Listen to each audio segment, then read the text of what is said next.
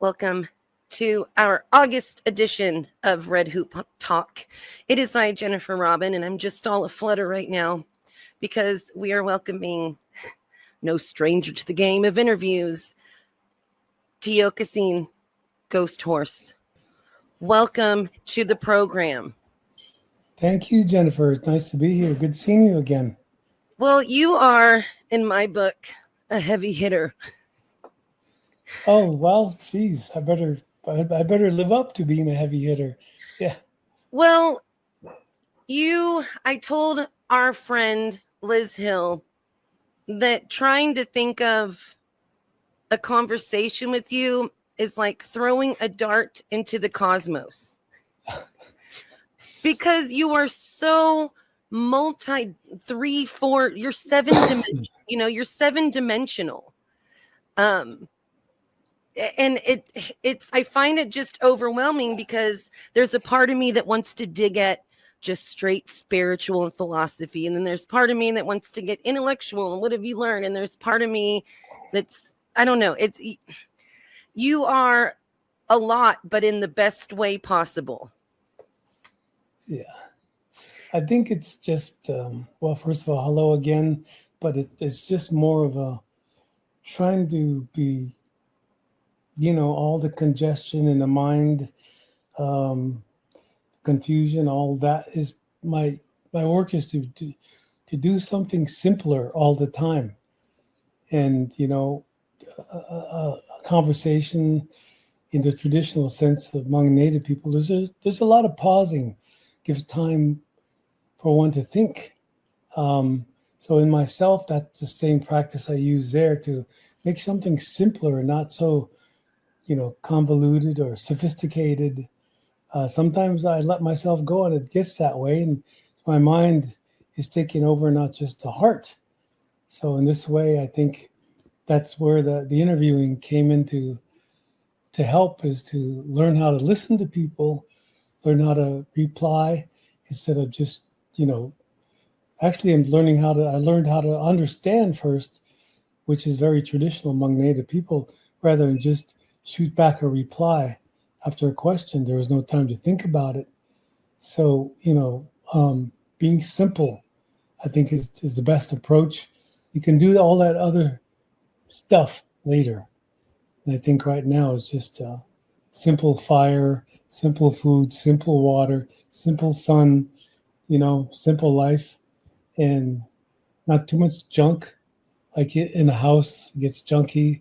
Well, your mind, the same way, it gets all junky. And you think that in order for me to survive, I need to know more. It's not entirely true.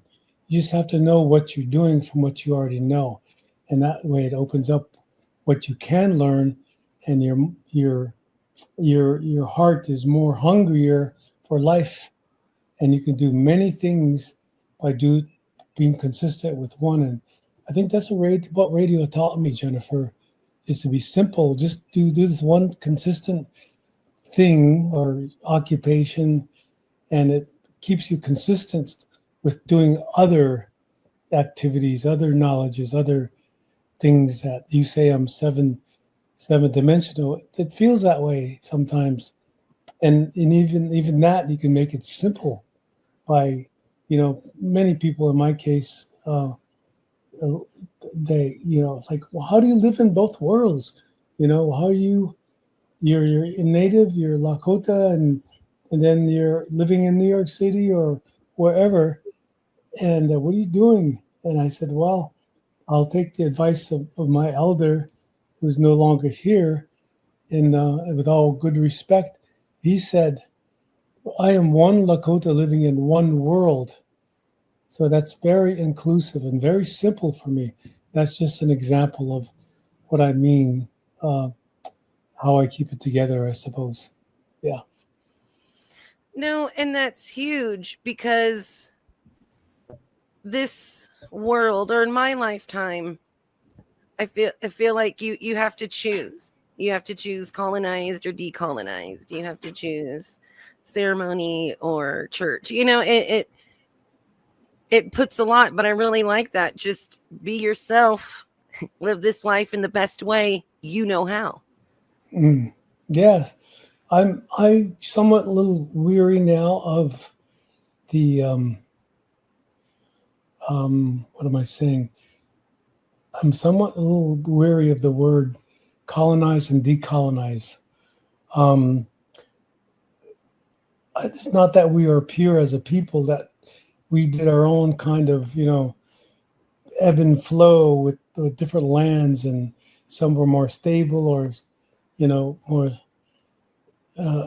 centralized in one place, and some moved, and they called us nomads. But when you're a nomadic people, you're moving with accordance with Earth. You're in rhythm with Earth, and so I adopted that. Well, that's what I am anyway. It comes from being a nomad, quote unquote, which is another colonial word.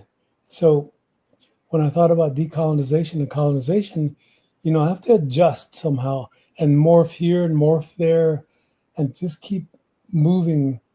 Of course, we speak about trauma. We could do all that, and it's fine. But how is the psychology broken down to where you must decolonize, but we're still being colonized? It's kind of like we don't know we're oppressing ourselves. So, and I looked at radio the same way. What is happening when we follow the groove or the pigeonhole of what it means to be America's Indian, in this case, Native American, indigenous, all those words that don't even come from us. You are Choctaw and I am Lakota, and that was respect enough to know each other, that we all had the same spiritual backbone with Earth. And to me, that was the simplest way to understand it, because those ideas of colonization, decolonization, in the most high percentage came over in the ships, Jennifer. They came with their laws and their religions. And the elder from Canada said, but they didn't come with land. So yet they're applying those laws and religions to the land that they don't even know yet. And even a couple of hundred years later here, in the United States, per se, they do not know the land, by example of how badly they use or misuse the land. And so when I think about decolonization and colonization, how are we accepting, the addictions that we are fighting off every day? Of course, we hear that all the native peoples are just alcoholics, but that was isolated, because they were pointing fingers when they came with all of that and used it in a way, and they say they're not, but yet it's driven them crazy, because that alcohol kills brains and brain cells, so that never go back. And as far as I know, that we need all the brain cells to be spiritual, and enact every part of us to do that. And excuse of having a little wine or a little whatever in social circles, it does the same. It has the same effect, and the same outcome. And so decolonize and colonization, of course, we need to be careful of that. And that's the indoctrination. So I'm looking at, okay, yes, we look at papal bulls of 1493, the Christian doctrine of discovery. Have we, gotten through that yet? But once that paperwork is, revoked, and that no longer, then we have the United States Constitution, which is modeled after that Christian document. And then once we get rid of that, but the indoctrination remains. It's like unwritten law. This is how we behave. And then we have to work through that. How much are we indoctrinated by the same process? So it's like taking off the cloaks of discovery, the cloaks of colonization, to decolonize ourselves. But we're starting from the outside, when really the strong point of all of us is the seed of who we are as our respective peoples. to come from that, because that's stronger than all the layers they put on us. Because as we all say in native countries, that we are the land in a sense. We are living land. We are living cultures, or our languages are living. And so in this way, the documentation is just paperwork. Is flying away from you. And we're not paperwork people. We have been believed to get this education. Even that, after I received Mind, it is like I had to struggle to get it. And I'm like, wait, I have these degrees. What do I do with them now? Do I go plant them in the earth to see if they grow?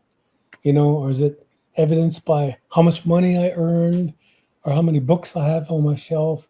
It's a merit-based, materialistic thought to think that because I have a degree sitting on the wall that I know more than that person. So the first thing I did to quote-unquote decolonize is take all the letters, the whatever was there, the MA, the BS, the PhD, all of those, and just come down to Tiokasin, the human being. How good am I as a human being? And so to bring that to the radio for 33 years, it got a little morphed different ways, and it found its niche, so to speak. And then it began, because the payoff for all those mistakes, because every radio show I did, as you started out with, I got butterflies. It was like, it's there. It's part of life. It's like, no, this is cool. It's going to be a good show. So in that way, okay, I'll get ready for Jennifer. I'm sitting here anticipating this. So I think it's good. The energy is good. But we're doing something special. Yes. Right. And you want to do an honorable job. I want to do right by you. I want to do right by the listeners. I want to do right by Liz Hill, the Association on American Indian. This isn't shock jockery, right? So I think some love and forethought has to go into it. But one thing, and I know you're feeling this, what I love is the random thought that turns into a random phone call that turns into a guest. Or you don't even have to think of, who am I going to interview next? Because they just show up out of the ether, right? And you have this amazing radio. So what I've loved is this interesting balance of doing the work, but also letting the things come to you. Mm-hmm. That's right. It's like a responsibility than a right to do radio. In this way, I was a ferocious activist in that way, very self-sufficient, and coming up with guests, coming up with what do I do next. I could do that. But then came the part where, I do I have a right to do radio since I performed as a radio programmer or journalist? And it came down to, what do I have a right to do that because I'm Native American? Or is it, do I have a responsibility to Earth rather than just to people? So to remove the anthropocentric thought from I have the right to, I have the responsibility to listeners, it's partly true. But who's been listening to all this? And then this gets out of the dualistic duality of thinking of the Western thought is like we are speaking outside of that lines. And so the thoughts like you described come from everywhere, every direction. And to me, if I can get deeper with that, if people can stay with me, is that our ancestors are present.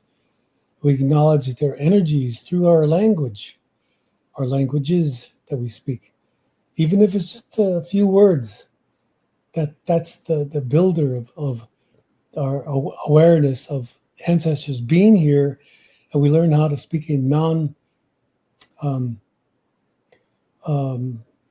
we learn how to speak a non-present phobic language. So it brings us into the now all the time. And we are conscious and aware of this time.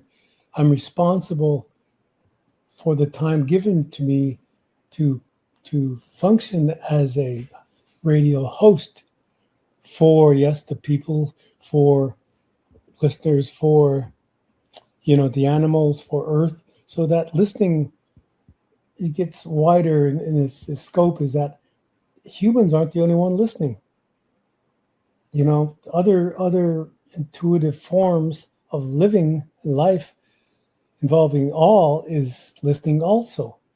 So this is what we are made up of, is the same elements, like we often hear from many people, many elders. Those elements are giving us thought and presence. And if we go too far in the future and hope that either some kind of government or religion helps us out of our misery, or we look for commisery in the past.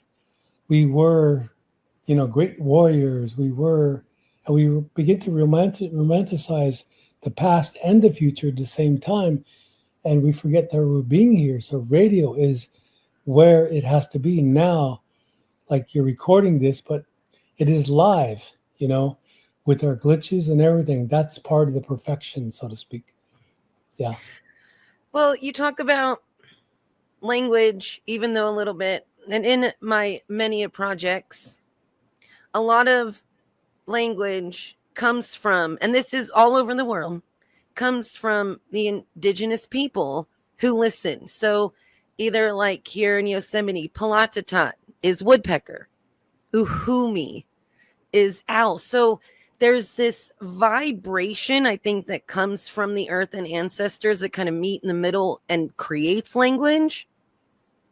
So I feel the more we can sink into, like, again, if you go to Italy, speak some Italian, because maybe that vibration will anchor you to that place in time. Yeah. Right. So I'm just a huge, like you said, even if it's a song, even if it's a sentence, even if it's a halito, I think it's so important to tie into those energies. It is always, and you wake up to that, and it's an awareness. Okay, I woke up. I can still breathe. I can still smell. I can taste. I can speak. I can hear. I can see. I can feel the touch. But how do you really understand that? Because all those consciousnesses are bringing together so to make you, and to be conscious is like a word in Lakota is wakan. Wakan doesn't mean God or Great Spirit. That's the colonial interpretation. It basically means what I can describe in a longer definition, and using those words, because it can never truly understand the meaning in English as I can in Lakota. So wakan is actually meaning to consciously apply mystery to everything. And once you're in now, you understand, like, whoa, where am I? What am I doing on this radio program? What am I saying? Am I being true the aspect of being a good human being to all, not just to other human beings, or trying to sound good or look good or whatever I'm doing? Am I being fake to myself? And that doesn't feel good. After a while you get over. It's like we all get older, so we all make these mistakes because our ego is our stumbling block through it all. Yeah. Well, I'm just laughing because that ego will never let you forget the times that you've embarrassed yourself. You know what I mean? That's right. That ego will keep you thinking about the one idiot thing you said live on air for years. So that ego. So I say Liz Hill. I owe Liz Hill everything. I feel like if I ever won an award, I'd have to thank Liz Hill before my mom. So, but she gave me a bunch of sample questions. But there is something in here, excuse me, Now, your hundreds are nearing thousands of radio guests. You and I interview people who are semi like-minded, right, for the topic of our programs. But I kind of want to talk to you about talking to people that we don't agree with or understand, and going back to those, Lakota philosophies of listening and understanding. Most of us just cut off people that drive us crazy. So how do we move through this crazy world right now, learning to talk and listen to people we don't understand or agree with? So it sounds like a judgment coming from this language, is that sometimes there are people who aren't grown up, and we have examples of that in the political office, where they have not had their adolescence, taken care of, or their vision quest. So they're seeking vision quest all their lives. They're getting certificates for what they informationally know. And they spend their life gathering information without ever experiencing it. So it's like, they can't even walk their talk. So I think the experienced native person, or one who's focused where they're at in this world, it's taking through them a continuance. And we understand these folks are not either spiritually mature in a sense, or they've lost culture and they're hurting. And so, to be respectful to the case, is that listening to the extreme is like tolerating your most extreme views, your arguments, your disagreements. And so both sides are listened to. Even if you disagree with them, they still have a place to say something, because why are they here? So, you can listen to a whole person and get irritated all the way through, make faces, twiddle your thumbs, whatnot, be uncomfortable. But if you sit through the whole thing, there's such a relief that you made it through. And the reward is that, my endorphins are coming back now, so I'm good with it. So I endured that. So the more you experience their mistakes, you can see that, I must have been hurting too, because I cannot listen to them, because I know the truth, but their lie is the truth sometimes. And so they just need to be listened to, parented spiritually along, and slowly it starts working on them that, wow, somebody listens to me. And you don't have to necessarily agree, because that's what they're asking for, is agreement. And you will find ways to reply if that's needed.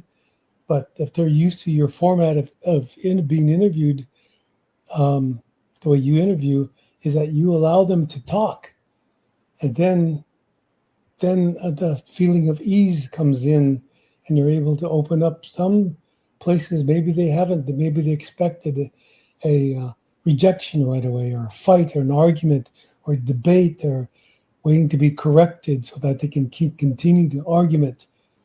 So for me, it's like, okay, just let them talk, and you'll know when to bring a question in, or a point. And it takes a lot of patience to do that. And I think if you're going to be on the air as long as I can, this is not a standard, as I was, is like patience for oneself rather than those people you're listening to. Because being tolerant is like, it's like there's a wall, that there's a limit. And of course, the human mind can only take so much. And that's when you zone out, or you're listening, but you already know, because you're reading energy. And that's why native languages are so special, because we are listening for the meaning of energy that we're feeling, that we're experiencing. And if we could describe it in this language, it's going to take two words in native language, whereas it's going to take 500 words to describe the two words of meaning, because everything else is definition in English, and the meaning is lost. So you're listening for meaning rather than, points of understand, or trying to understand what the hell are you saying, and then all of a sudden you're arguing on air, and you're loud, and you say the same thing over and over and over because I'm right. I got to be right. And then you express it that way, which is not expressive to me, because the languages that I know, I've heard and saw and studied, I guess I would say, they are so expression full. Whereas I come to English, I can't express my feelings as well. I can say, well, I'm sad, I'm happy, I'm, wow, we, and all these things, and just no really expression. In native languages, that the energy you're speaking is the expression. The meaning comes across, where there's always this instant understanding, like you and I have, and many of the native peoples. We didn't have to have a big old handshake and, see if there was a weapon in the other hand type of mentality. It's like, no, it was ease, because our ancestors on this land are at ease with the land, but that's being interrupted by colonization and indoctrination. These days, it's another subject of comprehension, is post-comprehension. We're all confused. Should I vote or not? Should I support? Should I not? And it's very pathological sometimes. Right or wrong is dualistic thinking. And I know that most Native people don't feel the same way as right or wrong. And we've been indoctrinated to think that, because to us, there's nothing right, there's nothing wrong. The energies, how we use in our one of our mentors, John Trudell, said, that they use energy properly. And how are you using that? Is it always positive or is it always negative? And from that you sit at a place of a judgment. And so you're judging, are these people, I agree with them, I disagree. And so in a way, I have to remove that in order to have a radio program.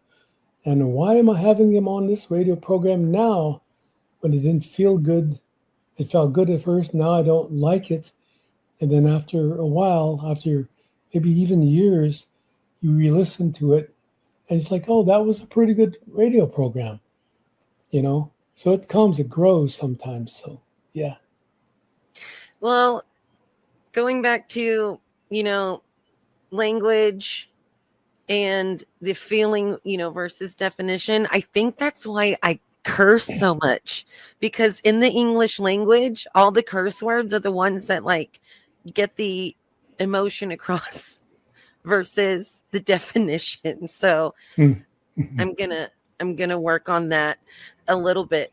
So beyond conversations and listening and sharing ideas, music, I feel, gets the point across.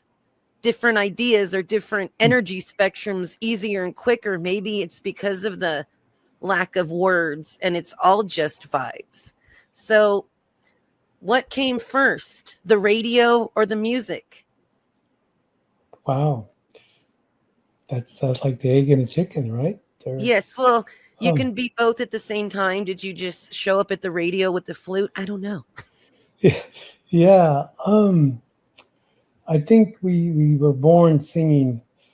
We call it crying, because if you really listen to a singer, they're expressing what they're feeling, at least the ones that I listen to, that are not there for just entertainment or to sound good in the classical European sense, which are basic chords, where native music and even speaking is the minor chords. And the minor chords elevate and or also equalize egalitarian music, egalitarian language, voice. So it all puts us on the same playing field, which is more acceptable. So you can listen to classical music, you can listen to indigenous music, because it's all coming from the same energy. It's just that part of the world understood this way. And, regionally based languages it's like I cannot really entirely speak about this land where I live in now, because some of the plants and trees and the way the rivers are formed is different than it being in South Dakota. So I can roughly describe what a river is here. And I know it's full of water, but the way it lays and goes with the land, they have words to describe that, just like you said, even the owl that you describe in Yosemite, that area comes up with its own name. It's just like things are living beings are asked to be, they call themselves this, so call them that, rather than one standardized codified way in English to say all things so we all get along. And that's not proven, because we aren't getting along. We forgot relationship in unity. We forgot relationship in, we are all one. And so we accept dogma so well now, those who are colonized, that we even put things into religious matters. Religion matters. And as you know, Jennifer, there's no definition for religion. And so they give in spirituality. Could it be that? I don't know. That's closer. So when we all think about we're all one and there is one creator, we're all getting dogmatic, like the information that came on the ships. So what the Western mind would think, would think there are many gods. Is that what you're saying? And yet we're still complying or compromising who we are, and to say, yes, there's many gods like this, it's the best we can do in their language. But to identify what mystery is, that's impossible. So to accept mystery is a better way for me, rather than to try to solve it. So it's, if the mystery is in everything, then who am I to define? What I can get to is mystery is in everything. And I'm not going to go crazy, because I'm not going to try to solve it. And that's the difference of thinking patterns. We split everything apart, divide everything, colonizing, decolonizing, binary, non-dualistic type of, thinking. But originally, non-dualistic thinking is the best way, where for me that I can understand all the information, all the knowledge, and I don't have to know it. I don't have to sit down at a desk and memorize it and come up with the 4.0 GPA. It's like, I'd learn from living and things that they're teaching us about Earth. We're no longer learning from Earth. Yeah. Well, and you talk about oneness. Oneness doesn't mean homogenized. We can all be a one thing, but we don't all have to strive for the same thing. Yeah, that's the tolerance, or the levels of real deep thinking, is that other people's, quote unquote, believe in another power, so to speak. And that necessarily doesn't have to be dogma. Now, remember, I only come from this because I learned it in an odd place, in Auschwitz and in Birkenau in Poland, one of the Jewish concentration camps. And at that place, there were 2 million people that were exterminated. And it's just tiring trying to understand that, it not only happened to us as Native people here, but it happened to other people. And even before that, and it happened. And so we don't know how to take that on because we accept it and piecemeal it together with psychologies, or this is going to take care of you, or trauma digging, trauma talk, without ever healing, that the silliness is, we're going to heal our ancestors, and that's impossible. So, healing those thoughts that come from another language is, you can actually be able to do this with, you can heal your colonizations with your language. Even if it just starts with one word, you want to know more. But are you saying the right word in Lakota? How do you learn Lakota? Well, it's the name, or how we refer to the creation. So creation is mystery. How can we put that into a God? Because you don't have to rationalize answers if you say God. But when we explain it, when I ask that question, to us it's mystery. It's not a God, because you don't know where mystery comes from, where it's going, and why do we have to describe it in a timeline? And to be Akantu, to be the earth being from the ancient future now, is I'm out here talking with Jennifer. I'm aware about all those egocentric, anthropocentric ideas that I was educated with. And I think that's the first thing, is to understand how do we decolonize, is we unlearn and put into practice, or remind ourselves to, are we conscious rather than being trapped in conscience. I am sin, I am all of these suggestibles, I'm wrong, I can't do this because of what I did in the past.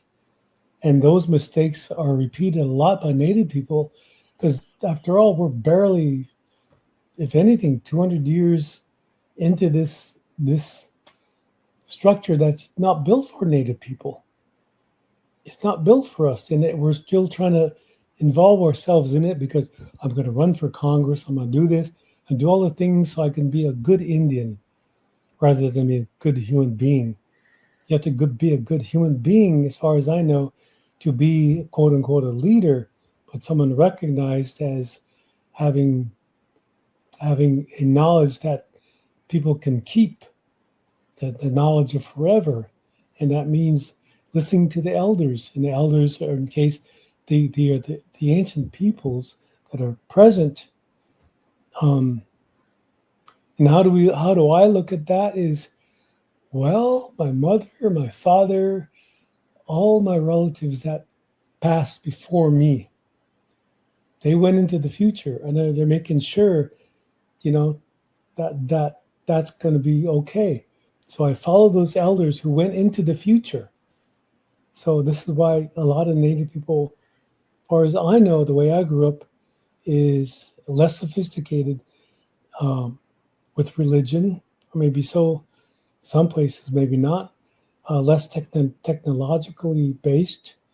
And the word domination is what I was getting to. There is no word or concept for domination. And that's dogma is part of that whole one creator, one creation, one creation. But creation is a mystery. So you see, this language is tough to get away from. You have to speak so many words to bring across, barely touch the meaning of it. I don't even know what the question was. Yeah. I don't either, but I feel like if we open it and leave it as a mystery, we can't fight about it, right? Yeah. We're not going to go to war and burn villages and dominate, like you said, other societies, because I'm so right. We are sharing, feeling, concepts, ideas, experiences as we move through this mystery. Yeah, that's very good. Yes. If nobody's right, then there's no reason to just start slap boxing and throwing bombs and getting bananas. Yeah, that energy that I talked about earlier, referenced to the people, is that's um, when I listened to the old people talk when I was younger, you felt something so comfortable or comforting about how they were talking, how they're feeling, how peaceful it was, how secure and safe you felt. At least I did. And I thought there's something to sitting and listening to these old people. There is something, even though your youth would get impatient because you're so by then you're being indoctrinated with time concepts. And so we started thinking temporal, but something deep down inside me wanted, wanted to stay and listen to the spatial, the proper use of energy between these elders. And it felt so good. And, I've never worn a watch except for maybe a bit in high school. But I thought, this is what I'm going to get away from this time concept. I know that in the real world, quote unquote, is that we have to do things on time and all that in order to earn a buck, in order to pay taxes, to work, in order to have the right to, just it's a loop. It's a cage. You keep getting caught in this loop, and that bubble is bursting, and too many people have forgotten the basic rules of respect and are still trying to solve the mystery. Yeah, and this is the thing to say for me now is, even though I can say, well, what's wrong with the world, I'm always looking for what's right. And so am I concerned about the world, or am I concerned more about Earth? Because I pay attention to Earth, I could see how off track we've become because we lost this, we severed ourselves from her. And so now we're trying to accept technology, AI, we're trying to go to Mars, and everything is recolonizing each other with AI. And I do know this because at one time in my life I worked with computers, and I thought this is crazy. I can't do this. And part of me was saying, oh, because I'm an Indian, I'm not going to be able to do these things. But that was the colonization working. I'm an Indian. I'm not going to be able to do these things because I am a boarding school product, so to speak. And so I can't do those things because we were just supposed to sweep floors and wash dishes, clean houses. And that was the tail end of my mother's generation when she was in boarding school. And then to work with intergenerational trauma, like, oh, this is mind-boggling in a sense, because you're trying to work with wait, I'm a native, and yet I want to be modern, but yet when I'm saying everything is wrong now, we can easily say what's wrong with everything, and it's our friend Vanessa from Brazil, an author who wrote Vanessa Machado de Oliveira, who's from Brazil, wrote Hospicing Modernity. Mm-hmm. And that's speaking of,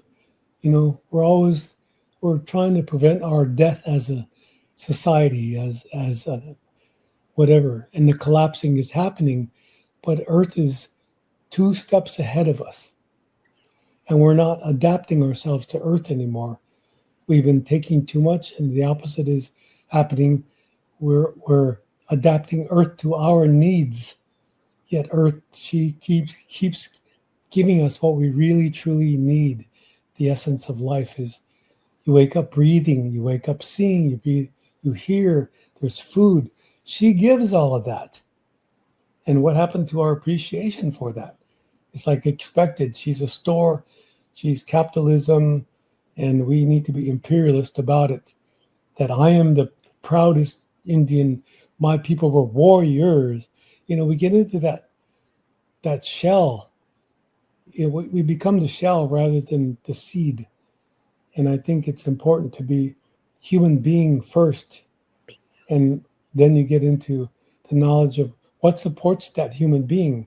In this case, to learn the Lakota in the Lakota language is the way of living. How did my people, in this case, support how to be a good human being? And from the cosmology of the stars to the present, all of that is you now. And to recognize it doesn't mean you're more powerful or have super powers, just this dogmatic, this hierarchical thinking. It goes into the how am I recognizing myself with everything and all others in this lifetime?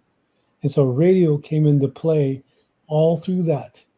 And it really helped. And it's not, I'm number one, I need to be listened to. So a lot of times when I spoke, it was very difficult for me to say I or me. And I still find it difficult. But I will talk about the experiences I've had on radio. And because it had to do a lot with my life.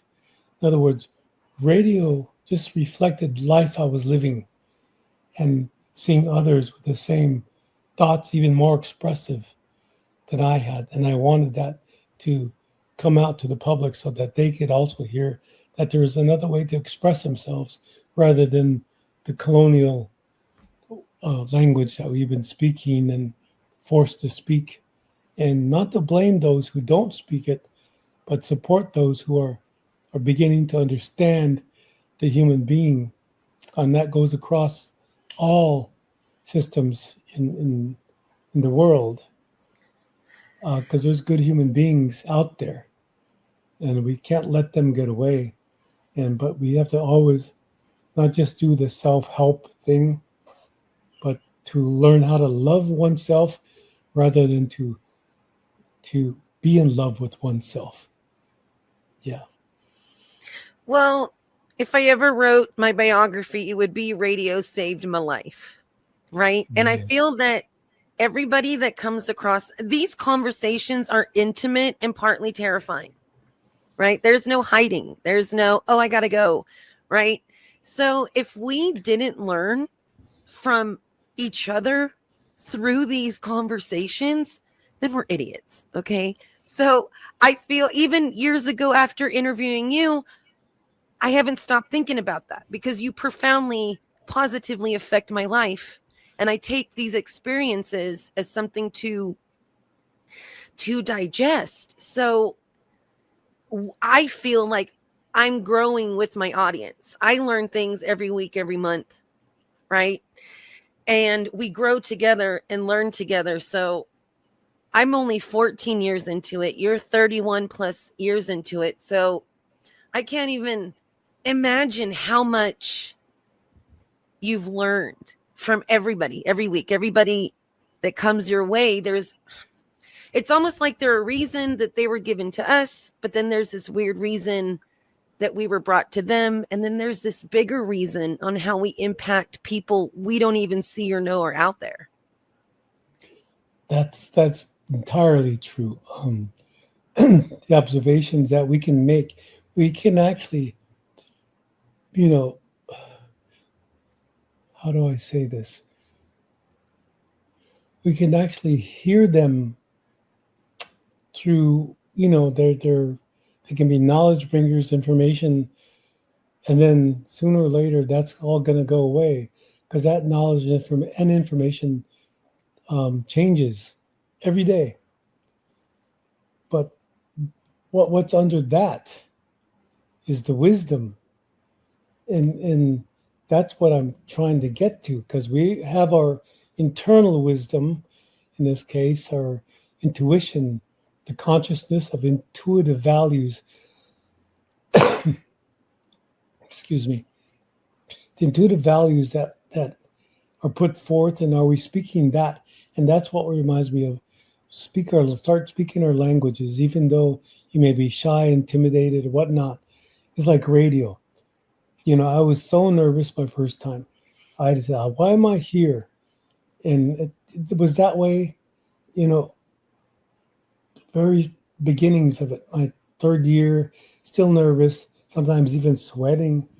And writing all my questions down, which was helpful because it was needed that way because of the type of interviews I was doing. And then something clicked and engaged where it just came natural that you wanted to have a conversation like you and I are having. As they intimate, we're getting to the real core of who we are as human beings. And I went a little political by referring to the Christian document of some religion, but it's referring ourselves to ourselves and the people that we come from is being who we are as Choctaw or as Lakota or whatnot. That's who we are. It's not that ever we're not going to be ever over somebody else. So to keep in relationship with the creation is that I am related, and how am I acknowledging my relationship to all? And it makes it easier to know that person I can't tolerate and I know is wrong and whatever. I'm related to them somehow. Why are they here? Why did I ask them to be on a radio program? It's in a relationship, and the mystery of relationship is another thing. And we could talk forever in this language, which we have to, and to listen to other cultures who have also their wisdoms, with the earth, because they live from that part of the earth. And we're always looking for the one who is in the white beard sitting on top of the mountain as the wisest, and yet the little ant below us is seeing the sky differently because the sky starts from where they're at, and yet we think everything starts from us. Yes. But we also do that to each other. So I'm right here, so I'm assuming you see the same thing I see, or you feel the same. The more I learn and the older I get, my brain's pretty much useless. Yeah. It does less and less to benefit me the older I get, but I think these assumptions do more harm than good instead of just assuming. I like to ask questions. And I also, you were talking about just the feeling of comfort when elders speak. I feel that with you, and I have to fight this internal stuff on I need to squeeze all of life's secrets and tricks and hacks out of you in 1 hour, right? Like I feel this, he knows everything. How do we get it out? Because we need it now. And radio's not even about that. There's this finite time where whatever comes up, comes up. I really want to get through Liz's questions, but you know what? There's not enough time for us to pick your heart and brain. Wow, that's great. And absorb. I want to. Like you talk about the gray wise guy with the beard on the mountain. I see you that way. Like I'm going to stick you on top of that mountain and say, please fix it all for us. You're so wise. Yeah. That's, you have, if I could say this from the times that I've listened to you on the radio to now, it's like a learning process. And I think it's great that as Native peoples, in order to decolonize, in a sense, we have to learn how not to be extractive thinkers and talkers. Like we're going to go mine an elder for their, so I can appear or feel like I know something. So we're less extractive now. And that's a growing process. We learn from that. To have too much of anything is poison. And that's what we were taught, to have an abundance, manifest abundance and all that. So that self-help is like, you're only helping yourself. You're presenting yourself as a lonely island, and we have the talk for it. And I think part of this is how much are we including the consciousness of intuition? Are we using the values of who we're talking to? As in this society, there's a lot about we're in conversation. I know enough now. I know where to go because I can feel that where I'm not wanted. I used to feel that a lot. Now I don't care. It's like I can go to, you're on my land type of right. But it's not, you're saying the same colonial thing. It's my land. Oh, I'm going to take down that Columbus statue, but I'm going to put up an image of a Native person. That's still a repeat of that type of mentality. Why the Columbus statue went up in the first place. Here are worshiping the warrior type of thing. I'm protecting USA, picking up a gun, going over there and fighting for our freedom. And as a Native person, I'm scratching my head like, we have freedom here? Wait a minute now. This is not adding up. And it's not about how much you own, how much you possess. So the less possessive language is the less extractive language that we begin to learn. And nothing belongs to us. Because, yeah, of course, the old adage of, I came in with nothing, I'm going to go out with nothing. Right? And it's true, but it's the time you spend here. Am I going out and having fun and partying and acting like I'm in the know? And there is old school, new school. We're getting into the trendy and just not really settling places in ourselves that we can handle living where we are. So, trying to be rich is just as much as the poor people who want to be rich. And being rich and trying to not be poor, it's the same greed. So, the values have changed in this case. It's not up to anybody, but it's up to each individual consciousness. And I if anything, I'm most optimistic now because of everything going on. I think it's a very special time to live because of what's going on. And if we are able to be here and present with that, we'll understand what's going on and less confusion we'll have and less hatred for the world because those peoples are fighting and then, we can say that's that world. That's a dimension. That's a dimension dissolving. It's like pixels dissolving slowly by slowly, and this world, this earth, there's nothing new. There's nothing old. So we're just moving from that dimension into more of a realization dimension that, hey, Earth is at number one for me. It's on my list.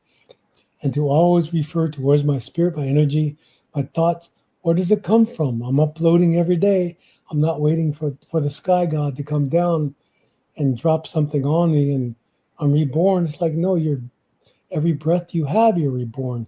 So uploading from the earth, gives you energy, gives you all of that, the food. So you keep growing until you can't. Then you move on. That's what happens to all of us. And to learn how not to be afraid of that. Yeah. You talk about riches. I feel that, and even it ties into the AI. I feel that a lot of my experiences are priceless, invaluable. There's things that $1 million can't get you. Right? There's the synchronicities, there's the visions, there's just deep, calm, rooted, blissful connections. There's the majority of the human experiences we remember have nothing to do with money.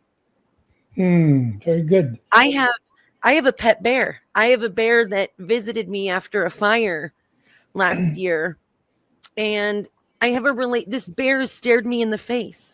I've sang songs to the bear. The bear has pet me. I won't reach for the bear's face, but the bear has. So there's these things that this hoard of wealth. I can't keep the bear. I can't own the bear. I can't tame the bear. Right? Yeah. But I got to experience this bear over almost a year. And even Okay. AI, there's so many different nations and philosophies that AI only knows what you feed it. So are we comfortable feeding that machine all of our philosophies? And can AI differentiate between different cultural philosophies? So it is bizarre to me that you have any hope in anything right now with this chaos. Like, I think it's amazing that the storm that we're all staring at, you're just that you're calm through it. I want to feel that. Hmm. Hmm. There is no such thing as artificial intuition. It has to be real with the bear. There's a thing as artificial indoctrination, because it is anyway. There's no artificial world, but they convince you that there is. There's no alternative but Earth. So how can anything be artificial? Is because they want duplication, a person programmed to the program, the system that's presently allowing or forcing people to think differently, to, to think in singularity, that we are all one, and what you think is no matter. Doesn't matter who you are, as long as you're contributing to the all one. So we're being dismissed spiritually, and artificial intelligence does that. But if you think about it, it can't be intuitive. Artificial intelligence cannot be intuitive. Artificial intuition doesn't exist. It's only intuition, because there's no such thing as artificial. And if we are intuitive like you are with the bear, that bear doesn't need artificiality to be a bear. But why do we do it? Because we think we need help as human beings? That to me says, look, we've been sick for a long time. And look at the bear. Or making the bear sick by thinking we are not sick. To acknowledge our grief, our trauma, our missteps, the mistakes we've made in learning how not to live with Earth. But here we are. We've heard this many times from many of our ancestors. Who knows, your ancestors and my ancestors may have met on a trail somehow. So the comforting comes easy in this way. So did we forget the memory of Earth? That she has never forgotten us, ever. That one time lapse or whatever, Earth has never forgotten us, but we have forgotten her. So that must be a lonely road to not put Earth first. We're putting the creation of the human, and mostly men in this case, of artificiality, to rule that patriarchally through the domination of the language that's put into it. All those languages that are dominant and romanticized, as far as I know, the French, the Italians, they're coming from the domination. And we understand, if you understand it that way, you understand that domination exists in artificial intelligence, but it doesn't exist in intuition. Intuition is more free, and that's what it's like. The lightning, and then a few seconds later you hear the thunder. We are afraid because we saw the lightning. We're afraid of death, and then we hear the rumble of it, and we get in fear, like we would cower because we don't know the natural law that between the lightning and the thunder is the short pause that I would suggest we understand without being afraid of the actual lightning strike or the thunder, what we hear. What we see, what we hear is not always true, but nature does all the time if we understand it. But the pause in between the lightning and thunder is the language we forgot. It's a language, natural law of intuition. And that's what this language we're speaking in English kind of forces us not to think of our consciousness, but makes us conscious. Am I doing it right? Wrong? Am I saying the right thing? I need to be corrected. So we're soldiers and in the misstepping of living with things, and artificial AI is one of them. And like you said, it just mimics, and it plagiarizes all knowledges, information, and puts them together and imitates what we think is intuition. And I know darn well that nothing can be artificially intuitive because it's coming from artificial intelligence. It's so simple, isn't it? I swear, if you join a cult, I'm going to follow. I'm all in. I'll sell it all. I found the picture. I'm going to show you. There's my Look bear. at that. The bear.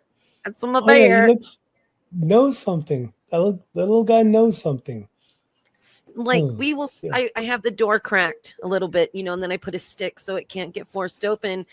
But we just sit there and stared at each other. Like for months, every couple days, for months, he would just sit like a dog at my back door and wait for me. I think I'm getting. That makes me happy. It makes me happy. But in my head, I feel like, we have to fight the power. We have to fight the authority. We have to fight. We really don't have to do anything except honor and follow that connection to Earth. I think it's a lot simpler than I'm letting it be. Because she was here before us, she'll be here after us, and she's always had us and supported us, given us medicine, given us songs, given us each other. Yes. So, all right. I'm also gonna. Yeah, you can bill my insurance too for this therapy session. That's funny. Yeah, thank you. I don't know how long I can keep you, and I swear I could follow you around like a puppy for 10 years and still not get all of it. So we have all of your archives, right? Like almost 31 years of programming that we can all enjoy and listen to. I'm trying to pull up the website I put in, Radio Kingston.org, and then the First Voices Radio. I mean, how many? It's got to be 1,000 hours. Yeah, that's only partial. Partial. That because I started in 1992, and there's some that will be missing because the tapes don't last as well as I thought they did. So there's spaces of intermittently, blank spaces. Same with CDs. And so I had them hurriedly digitized, which like a quarter of the actual archives are stagnated or how do you say it? They're interrupted and unlistenable, so to speak. The audibility is not there. Where the 33 years I've been on the air, was on the air, is the last, say, good, strong 15, 16 years are strong. And the website First Voices Radio.org is being updated. And because it's going to take that long to put all the archives in. And as far as I estimate, there have been over 4,000 guests I've had.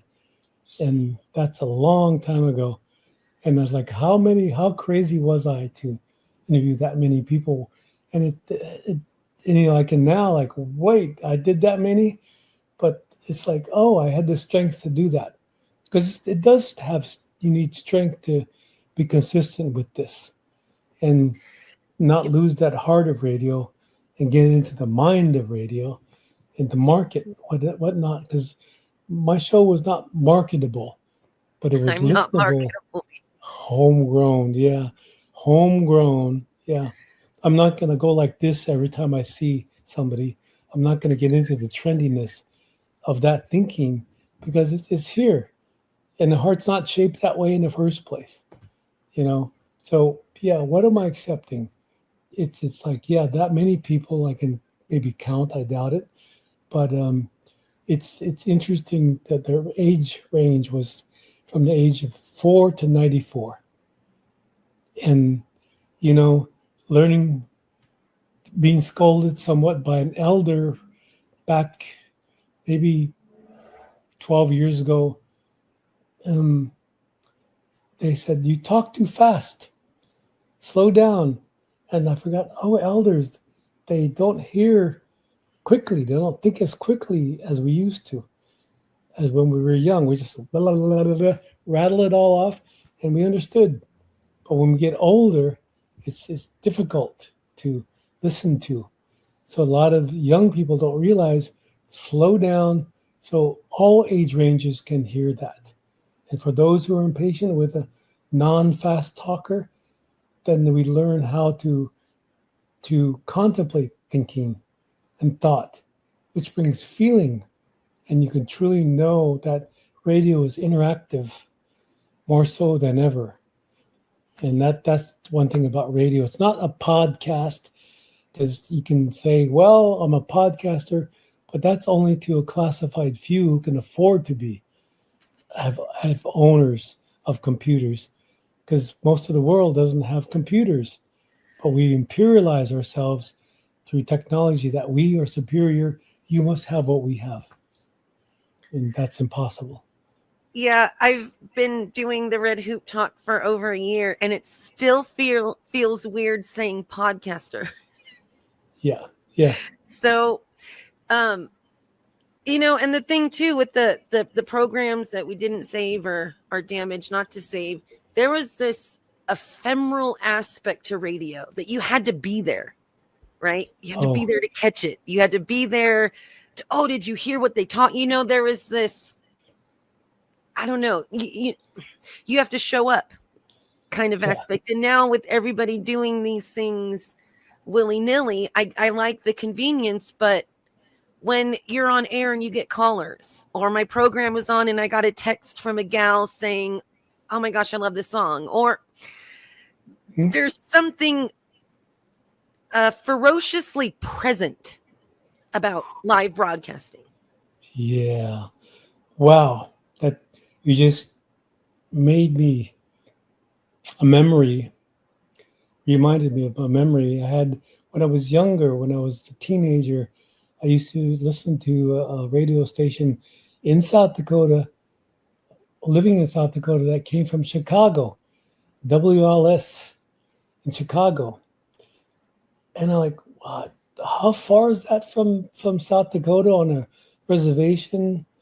And I used to hear it. It was at nighttime when the air was clearer.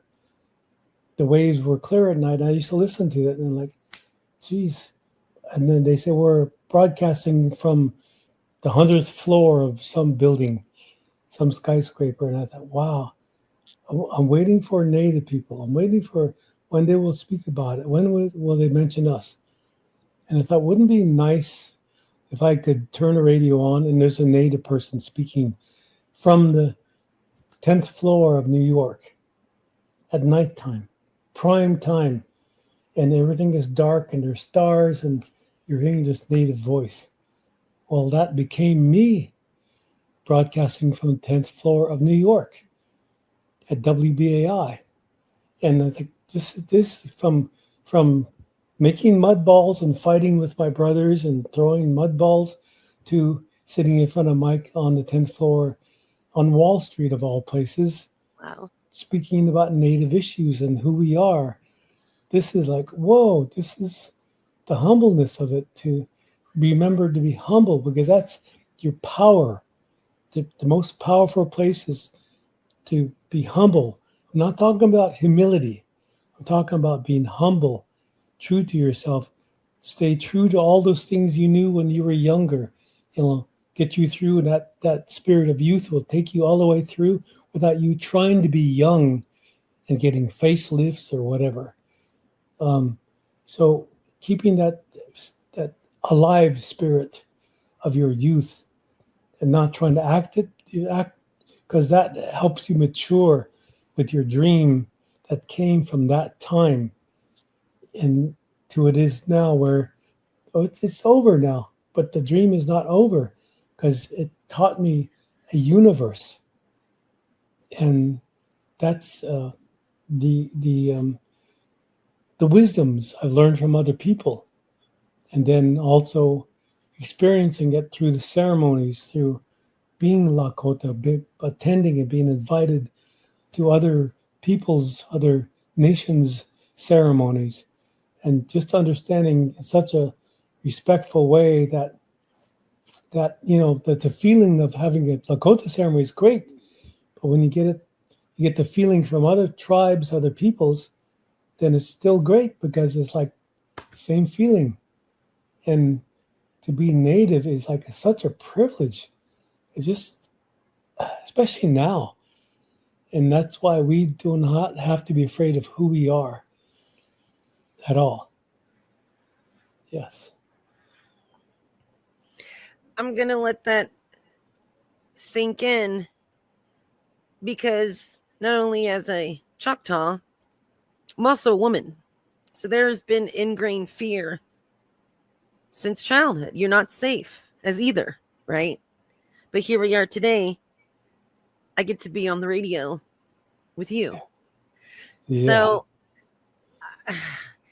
you want to play nice and you want to do a good job. And especially too, I'm in community radio, and I feel this pressure a lot of time to be like we mentioned before, the good little Indian. Don't offend them, play nice, kind of do this tap dance for a paycheck. And it really is until the past couple years that I feel safer saying that doesn't feel right. I don't like the way you said that. Can we not, giving myself permission to live this the best way I can, because I'm not coming out of disrespect and I'm not trying to start wars, but I also don't have to sit here and take ugliness on my platform. So I can't wait to be interviewed in 16 years by the next one, when I'm your age, sitting there going, I've interviewed thousands. I know everything. What do you want to know? Yeah. Yeah. So is radio dead or dying? No. Okay. No. Because it feels like that sometimes. Yeah, not at all. Radio to me is the energy, the waves, and the way you're talking is that we're learning how to use that energy properly. And we're not there for entertainment value. We're not there. I mean, there's a certain amount of that to keep people interested, but it's how you're feeling. So a lot of my music was not just indigenous, because there were human beings across the planet that had the same feeling, but they couldn't say it, but they could sing it. And to me, as a musician, it's universal. So radio is not dead. It's not dying. It's an idea, and that you can make a radio in your kitchen, if you want, if you really know that simple technology. And you can also understand that energy is, this is what we do. If we didn't have radio, we'd be talking to each other. Those are the same waves, same sounds as radio. We're speaking to each other. So this is it's a requirement that we know it's inherent when we sit around a fire. You'll hear stories, you hear other people speaking, not maybe just replying right away, but trying to understand. And that's what radio does. It makes us interactive, just like a fire makes us interactive with each other. A ceremony does the same thing. Well, I know you feel it. Been around the fire before, after ceremony, and you are even in lodge. You almost have to lean into that heat of the rocks or heat of the fire to hear what that elder is saying. And you have to lean into that heat of the rocks or heat to the fire during their pauses. Right? It's not always comfortable listening, I guess is what I'm trying to say. Yeah, I think we get comfortable by us knowing the responsibilities of radio, rather than I have a right to speak and I am native, so you better give me a radio slot. you know, not giving us, we're fitting their status quota. So I think that's what he said, the quota. And we're going to put you at 2 a.m. on Sunday mornings. You know, it's like, okay, or you're not meeting our entertainment values, or you're too political or whatnot. So it's I was comfortable with being on the radio in the mornings, mid mornings, and after that. But it was who I was placed with, especially with WBAI right after Democracy Now, because Amy Goodman suggested that this indigenous voices at the time should be able to be heard. And since Dr. Democracy Now had a large following, the people would be interested in what was being said. So you need support, other people's need to hear you.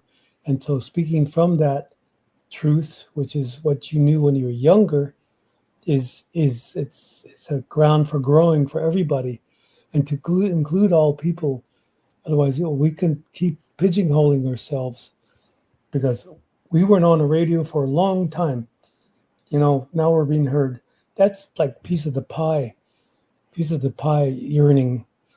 It's like we've always, but are we still doing that to Earth?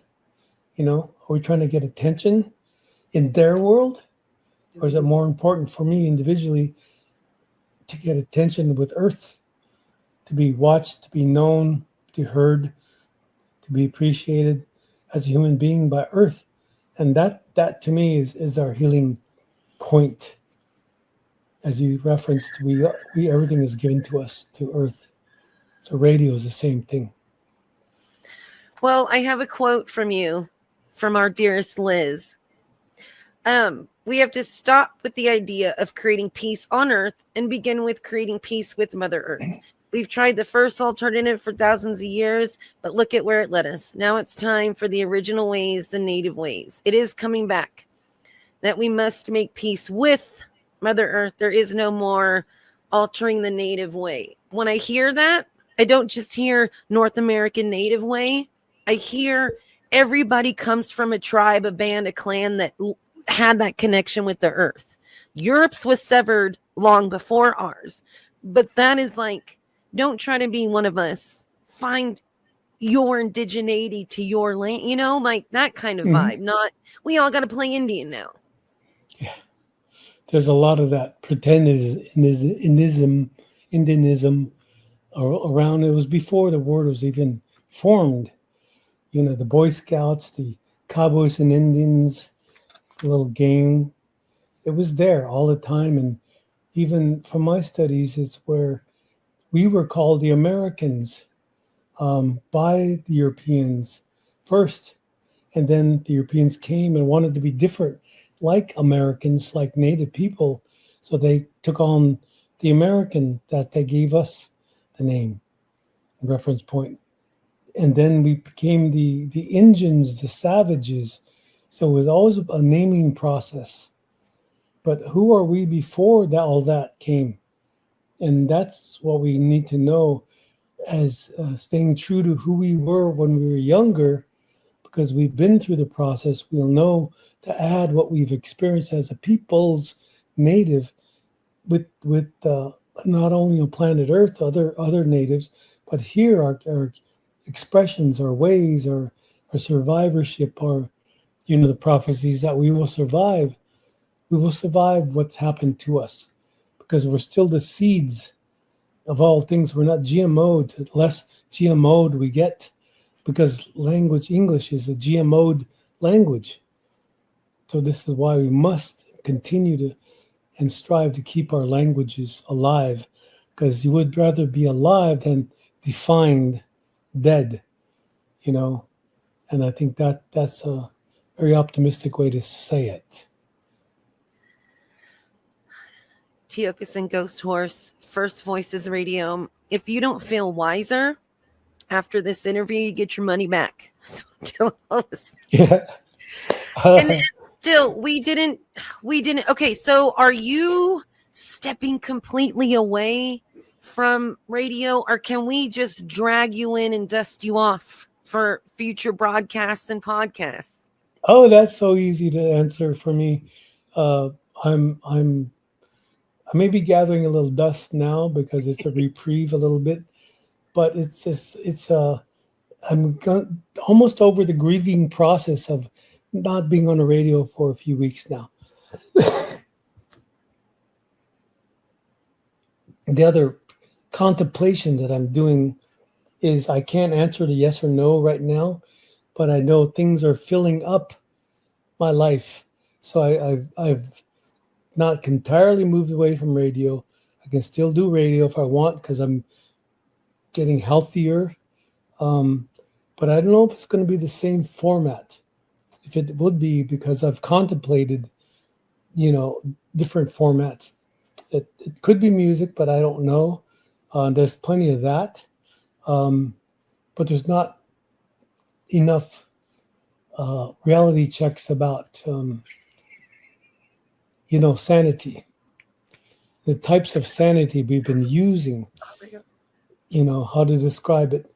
So, completing this book, Earth Mind, that I'm working with, also completing a more biography, but it's not really a biography, and then also being able to teach more in institutions that I'm really targeting, and it's amazing how accepting they are, knowing what the basis of education came from, that it started in Greece and it moved location to here, which is part of the indoctrination, is having other native thinkers who understand what colonization through education has meant and how derogatory to Earth and then to native people, because that's another construct of how to learn, and it's not built for us. And if we are learning through this education, so I shouldn't even be using education. We're learning through this process of interactive radio, through oral traditions, and this is one reason is to listen to radio, because it's closer to oral tradition of native peoples, and we learn how to speak and communicate in the most respectful way, and almost eloquent to a point that we're speaking poetry without speaking poetry. It comes with who we are, based in this language, that our prayers, our ancestors are so deep, you can never dig down deep enough to get away from being native. So you may be mixed blood or whatever and play Indian one day and white guy or African the next day, and then find solace in being native people. Well, that's gonna how do you say, strain itself out. It's going to come down to, are you going to be split forever? Are you going to combine and try to bring all cultures together? But one way to think is the Washichu way, or am I going to think we all come from Africa, or am I going to think and be and feel native? Because native is the most inclusive way, rather than being exclusive. I am number one. We are the first race on Earth because a white guy said so, or be a native person and understand you don't have to think those ways. You can feel native, and it doesn't mean you have to put, makeup on or feathers or whatnot, because it's not, that's defining what they would think a native person is, to the powwow circuit of what they started with Wild Bill Cody. The ceremonies that happened before, the powwow with the Narragansett, was to dance with spirit, or spiritual dancing in a sense. And do we include that? Are we carrying the American flag? Understanding it that way, rather than fitting in a program of how to be a good American citizen first, rather than being a good human being. And it's always going to conflict with being a citizen. Those are rules and regulations, but being a human being has to do with being free and responsible. So I can say these things because I'm older now, But that's the excuse. That's how I've been all the way through this radio program. Um, Again, I use the term "the view from the shore." I'm still on the view of the shore, watching these ships come in, and they're still coming in. And to be that person still watching and understanding that they're not going to be here forever, because this way cannot be conducive living with Earth. And if we are accepting a place of a big warehouse full of nothing, we're not going to survive in it, because that's all resource based. Has nothing to do with the source. And so they work on our minds, saying you need to be a consumer to survive. And I know it's different. And so I stopped chasing money decades ago. And just being myself, I can say in a good way that money has followed me, and especially stepped up when I needed it. And I don't know when I need it. So here's some money. And then I found out, okay, I was given some money to do this. So to do that and benefit other people, other beings, is more helpful, because I feel like I would like to be even more of a, and that, what do they call it now? A spiritual philanthropist. To share and give, and constantly this knowledge and this feeling energy is always a source. So you just keep giving it and giving it and giving it. Well, you ooze it. Yeah. You ooze that energy. So if you know you're giving it or not, you're giving it. Mm-hmm. That's right. That's right. Very simple. Very simple. I like that. So when things settle for you, I want to develop a sanity check segment. Oh, good. Nice. That you can send me a sanity check segment that we could put on air. Okay. When you need to. And whenever you want a platform, I'm 100%. You don't even have to ask. You can just tell me when and where, and Brilliant. you got it. You Brilliant. got it. Brilliant. Thank you so much for that honor. It's just great that you say this. I like your red background there. Yeah, my dad made it. My dad made it for me. And then I painted it black and stapled all the fabric to it. And then here we have this side, the biggest bundle of sage I ever been given. Nice. This is going to set off the smoke alarm.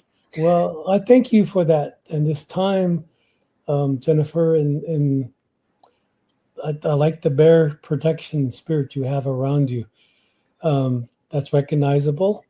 And the same thing you need to do with radio is protect that spirit of it in a good way that you do. And the joy that you bring to it, I think it's new school, it's old school at the same time. Because joy doesn't have an age. Happiness doesn't have an age. All that, not because you receive money or you don't have it. It's just like you're born with it. These gifts that don't cost money. Intuition doesn't cost money. All the values to decolonize do not cost money. And, I don't have to go to school, a colonial school, to learn how to decolonize. That's kind of warped. It's living life, experiencing life. So, yeah. Wow. It's just been a privilege and an honor. And I feel like if I don't let you go soon, then we're just going to be doing this marathon 26-hour broadcast. Yeah.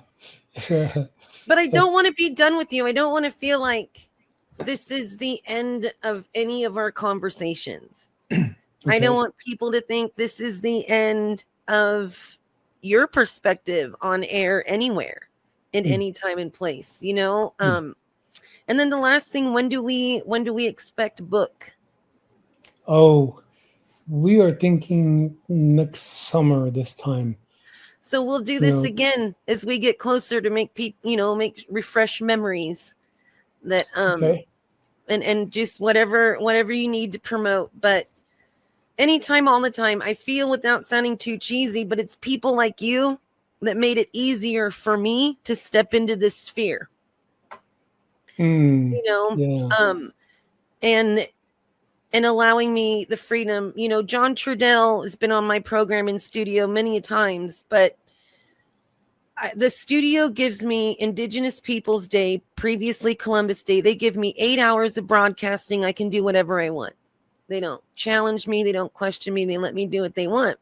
But ever since John Trudell's been on the show, he says that if I give power to Indigenous Peoples Day in contrast to a Columbus Day, then there we are again, right? Mm-hmm. Not focusing on that middle.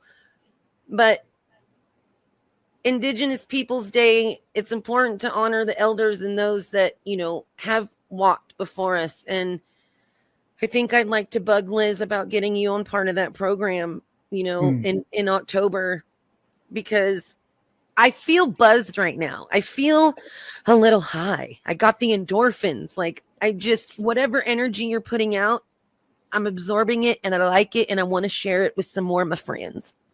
Oh, wow. That's quite an honor. I would do it. I will do that. And I could say, it just so happens I'm available. It's like, no, anytime. I'll make room for that in the voice that we speak. The book is called Earth Mind. I wanted to bring that. And it will be, oh boy, it's being published in France. It will be published in French and English. And because the publishers that we've gone through here in the States say, it's a great book, it's a beautiful book, but we don't know how we're going to sell it. It's not saying the things that America needs to hear. So it's frustrating. So we went to France, and a friend of mine, Sabah, you know, she read it and she said, it made me cry all the way through, because she hasn't the experience of America, but she has the experience as an indigenous person from Morocco, a Berber, you know, so she understands that. And she knows about anthropology because that's her studies with people in the Western Hemisphere as well, as her own.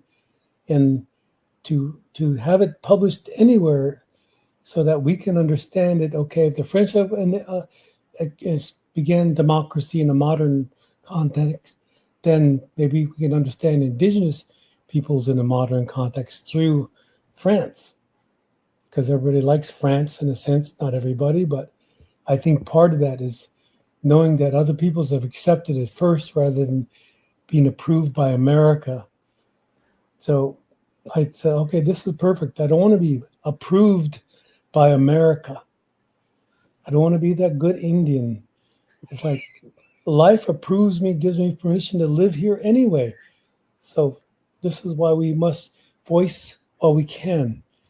Yeah, and in good respect of all others able to listen to us. So thank you for your consciousness that you bring. Without that, it would not compel me to say the things that I want. So you're this energy also, and we're just both using it in a good way. Yeah. I like to picture some of the ancestors coming through, sitting by the fire, having conversations like we did. This is what I think. This is what I feel. This is what I agree with. This is what sounds with, you know, it's very human. It's easy when it's very human, right? Yes. Yes. A lot easier. All the borders and judgments has disappeared. And it's not just idealism. It's reality. It's who we used to do. Who used to we be? And even saying that feels wrong. We used to. We were. No, we are that. To be present in this language is difficult. But as long as we know we're not too far in the future or too far in the past, we must reveal ourselves to the present anyway, regardless of what we think we are, what we should be. So you and we need to speak about the energy that is circulating, exchanging without transaction between you and I and the listeners. Bingo. So the last thing we talked about technology, but are you on the social medias? Like, how can any hearts or minds that you inspire, how can they I don't want to say stalk you, but contact you? Oh, that's just only Facebook, and I really I'm not so Facebook, I guess, is the only one we could possibly contact Okay. me. Otherwise, through my email, which is my first name at gmail.com. I get less now that I'm on a radio, not on the radio, but that's comforting also. I mean, Right. I used to sit and get 2,000 emails a day, and when I lived in New York and on that, and I just get so tired of answering everything. I couldn't do that. So then an assistant came in and helped answer that. And some were just, how can I become an Indian? I want free health and education. I want to be enrolled, and my people were Blackfoot. I'm like, okay, what's a Blackfoot from Blackfeet from Montana doing here? And they couldn't answer that. And then they say, here's a picture. And that was it. People would come into the studio and I'd be surrounded by that. And it's like, this is not about me being a celebrity at all.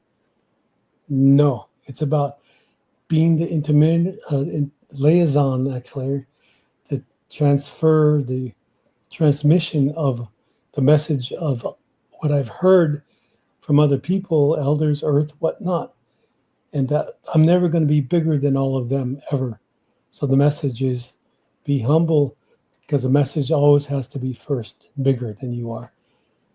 Yes. I love it. Well, every time you say something, it's like the perfect ending, but then like another thought comes in and I want to keep bugging you. So, Tiokasin at Gmail, is that what we're? Yeah, Tiokasin, it's Tiokasin. So it sounds phonetically Tiokasin. Some people say Tiokasin, whatever they say, but it is Tiokasin at Gmail. And then, of course, Facebook. And yeah, that's primarily it. Okay. And then we know Liz Hill. So if anybody bugs me about you, I'm just going to pass them along to her. Okay. That's great. Yeah. She's good with fielding those questions. She's good with so many things, but I appreciate this time, and I don't feel like it's an end for you right now. I feel like it's a whole, just a new beginning. Yeah. Where all of these things that you've gathered over the past 33 years, that just basket of knowledge and vibes and everything, it's about to explode. You're about to tsunami on all of us. Do you realize that? Well, it's tearing the fry bread in half, right? Making plenty for other people. Yeah, the Tiokasin tsunami, tropical storm, Tiokasin. It's ready. It's coming. Yeah, thank you, Jennifer. I look forward. Yeah, thank you. Thank you, Jennifer. This has been fun and great, and to be here and be able to give knowledge rather than share it. It feels good to absorb it, because I need it. I can't just go like this the whole time. That's what I felt like every time you were talking, was like, yes, give me more. Yes. Yeah. That's good. Well, this is good. Thank you for allowing me to come to airtime, and I'm so glad that you have the radio station there. Your respects what you do on your program. It's Red Radio. Red Hoop Talk is the podcast. And then Resilience Radio is every week on KVMR-FM. Okay, yeah. Red Talk Radio. That's great. Yep. So you and I are everywhere, and people can find us, and we're just going to forward all questions and comments to Liz Hill, and we can just relax. Okay. She doesn't even know it's coming yet. All right. Well, you have yourself a wonderful week, and I'm going to bug you all the time, and please reach out whenever you feel compelled. No questions asked. It's all yours. Yes. feel comfortable in doing that. All right. Well, Okay. I have to process this energy over the next 5 days, probably. I'm going to have weird dreams. I had weird dreams the first time I interviewed you. Oh, So I knew you were onto something. something going on there. But thanks again, Jennifer. All right. Well, take care of yourself and hug and high five everybody that got us here. That's right. That's right. Let's keep that up. Okay. Bye-bye. Bye. Thank you. Blah! I can't. We do the write-ups for this program. A little summary, right? A little summary of what you expect. We do a little clips. We do stuff. But when I interview people like him, I don't have words anymore. I lose words, right? My mind is blown on so many levels. It's like eating a big old fat meal and you just need to take a nap so you can properly digest it. But thank you again, Liz Hill, CC, the Association on American Indian Affairs. This has been one heck of a program. And let us know what you're thinking. redhooptalk@gmail.com. Tiokasin@gmail.com, Facebook. I have no words. All right. Well, I appreciate y'all being here. And until next month, and we jump back in the hoop, I'm Jennifer Robin, and it's been a pleasure.